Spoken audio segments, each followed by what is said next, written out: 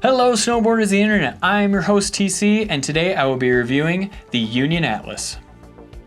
I rode these bindings at Copper Mountain where it was definitely a variable day where we got on the lift, it was beautiful and sunny. About halfway up, it just turned super dark, like somebody turned the lights off and a storm blew in. It started to snow where there were big fat dry flakes. It didn't really accumulate too much while we were there, just a few inches where some of it was super awesome. You could lay just a good edge in and really trust that firm snow. Some of it you'd get into the trees or off those groomers and it would just be super crunchy and hard. Towards the end of the day, it did warm up a little bit and it softened up that snow, made it a few push piles out there, but nothing too crazy, I would say, where I used my Ride Fuse boots and my Jones Aviator 2.0. This binding is pretty straightforward with the rest of Union's line when it comes to adjustability. On the back here, you have that forward lean adjuster where you could just flip the tab, flip it back up. I'll say it again, like I've said it before, do not twist this thing because it'll break. And you'll notice this one is a little offset. I never even fiddled with it because I don't really use forward lean, but it should work just as normal. It's just a cool futuristic design, I think. Now, when we move down to the heel cup, just like on the other ones, loosen up this ankle strap on both sides and then fully take out this screw and you could push it forward, pull it back, get that boot centered. I do recommend mounting it first and then dealing with this just so you can get it perfect and not have to keep micro adjusting and that sort of thing. Now when we move over to the straps here, you do have this double pin system. So just take a flathead screwdriver, pop it out, make your life a lot easier as opposed to really just having to work your thumb into here and try to pry it out and possibly bending your fingernail, and it's just uncomfortable.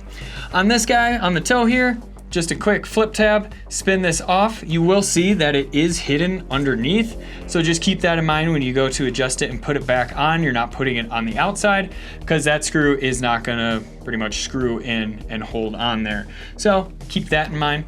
And you can actually move this toe strap, so whether you want it over the toe or on top, just a simple push pin system, push it down, slide it back, pull back up, and you're all good to go. They actually have little arrows here so you know if it's in or not. So you're all good to go. Oh, you do have one more thing here where you can actually loosen this up and slide this toe ramp forward if you have a bigger boot. That way you're just not gonna boot out quite as much on those toe side turns. The first thing you will notice is this ankle strap is massive. So what you're gonna wanna do is you're gonna wanna find the skinniest part on here and just center that over the laces. That way it's gonna be the most comfortable, but you will notice it's not going to have any padding in it since it is a fully molded strap. All that padding is gonna come from your boot there. That being said, it is still comfortable. It does allow some lateral play, even though it is so big, just because of how this little hinge system is on the side. It is pretty noticeable that it does want to go side to side there for you. When we move down to the toe strap, it is a new design on here. So you still have that old classic thin exoskeleton, but they did add quite a bit of rubber on the inside here that stretches really well. Now, when I rocked this over the toe, I didn't feel this thing at all. It was actually kind of scary to me where I would look down and be like, nope, it's still connected, we're still there. I felt locked in where my foot wasn't moving in the binding, but it just didn't feel like it was there. I absolutely love this thing. It was awesome, good work Union. But for the most part, as I mentioned before, double pin here and just a single tab spin, all good to go on the adjustability. You will notice it does feel nice and responsive heel to toe, but as I mentioned before, you do have some lateral play there. These bindings have super solid ratchets on them, like where it is definitely a step up from that old Force Classic ratchet where you could hear all the play in it. This thing has no play to it, especially once you fully get your boot in and really go to ratchet this thing all the way down.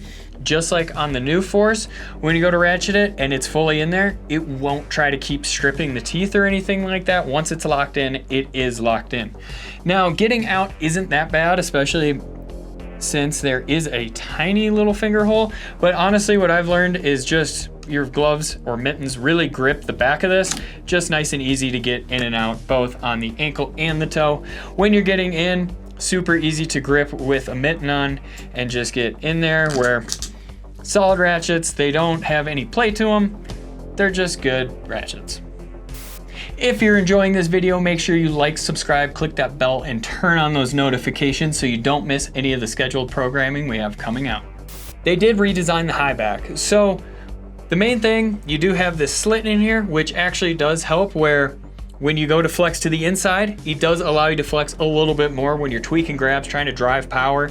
It is a little bit softer towards that inside. When you go to flex to the outside to load up an ollie or anything like that, it does have a little bit more rigidity to it where it kind of wants to hold you in place. Now, as I mentioned before, you do have this offset forward lean adjuster. It works, but as I mentioned, don't screw it, you'll break it.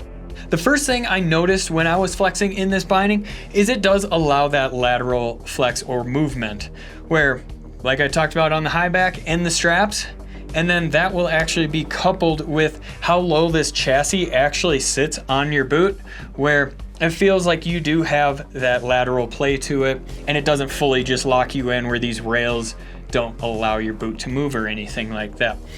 It also is going to allow a little bit more flex from the board, where even though it is a denser rubber durometer down here, it actually still allows that board to flex without creating any sharp crease zones or anything like that to break your top sheet. This binding has a very damp ride to it. Even though when you look at this footbed, it is a harder plastic on one side and then a foam on the other, they did pad it with a foam in between and then a rubber dampening pad on the bottom. So that's gonna cut down on a lot of chatter. It's not gonna be the most cushiony thing out there, but it's gonna cut down on all those micro vibrations. It's not gonna help with flat landings, but it still is gonna work pretty well for you where you're not feeling everything coming through the board or anything like that. It's just gonna be nice and smooth for you. Rider in mind. This binding is designed for that person that needs a damp ride, but they want all of the response for all of that technical terrain or those bigger features out there. They're pretty much gonna charge everything and just need a binding that's gonna hold up to what they have going on. If you want to support us further, head on over to Angry Snowboarder VIP. We have a great video over there explaining everything that we're doing. I really enjoyed this binding. It was super comfortable. The toe strap is one of my favorites on the market right now, where this thing did everything I asked of it. I think there is some overlap with the new Force, with how damp it is and the response, especially the lateral play, but I do understand what this binding's made for. A little bit bigger, harder charging person out there that pretty much does that all the time. Overall, solid binding, nice and damp. Isn't gonna be the most cushioned thing out there, but it'll get the job done for you. Comparable bindings: the Yes Airmaster, the Salomon Highlander, and the Nitro Team Pro. This has been my review of the Union Atlas. If you're interested in it and are looking to pick up your own pair, make sure you check out the video that Avran has coming out on how to set these bad Larrys up.